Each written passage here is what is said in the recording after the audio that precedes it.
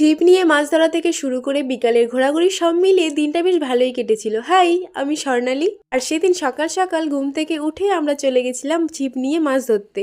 আর প্রথমে গিয়ে আমি বড়শিতে আটাটা লাগিয়ে নিচ্ছিলাম, আর এই ছিল আমার আজকের সঙ্গী সাথী। আর আমরা গেছিলাম এই পুকুরটাতে মাছ ধরতে, অ্যান্ড আনফর্চুনেটলি একটাও মাছ পাইনি। তো অবশেষে জাল নিয়ে আসা হয়েছিল, আর মামা ভাগ্নে নেমে গেছে কারণ মাছ বাড়িতে নিয়ে যেতে হবে। আর এরা তো তার আনন্দে নেচেই যাচ্ছে, আর পেয়েছিল এই বড় মাছটা। আর ও আমাকে বলছিল, মাসি আমি মাছটা নিয়ে থাকবো, আমার একটা ভিডিও করে দেবে। তো তারপর আর কোনো ভিডিও ক্লিপ নেওয়া হয়নি, একেবারে শীতের দুপুরে ছাদে চলে গেছি আচারের বয়ম নিয়ে। আর এদিকে ওরা এখনো খাওয়া দাওয়া করছে। শীতের দুপুরে কার কার আচার খেতে ভালো লাগে কমেন্টে জানিও তো। তো তারপর রেডি হয়ে নিয়েছি, কারণ আমরা তিনজন একটু বেরাবো। আর আমার তো এই পরন্ত বিকালে স্কুটিতে করে কোথাও যেতে খুব ভালো লাগে। ছিলাম এই নদীর ব্রিজটাতে, এই জায়গাটার নাম বোধহয় ফেরিঘাট, আর জায়গাটা সত্যিই সুন্দর ছিল। তো তারপর বেশ কয়েকটা ফটো তুলে আমার হঠাৎ ইচ্ছে হয়েছে নিচটাতে যাওয়া, আর যেমন কথা তেমন কাজ চলেও গেছি। কিন্তু জায়গাটা এতটাই ফাঁকা ছিল, আমরা আবার ওপরে চলে এসেছিলাম। আর ওখানে বেশ কিছুক্ষণ সময় কাটানোর পর আমরা এবার বাড়ির জন্য রওনা দিয়েছি।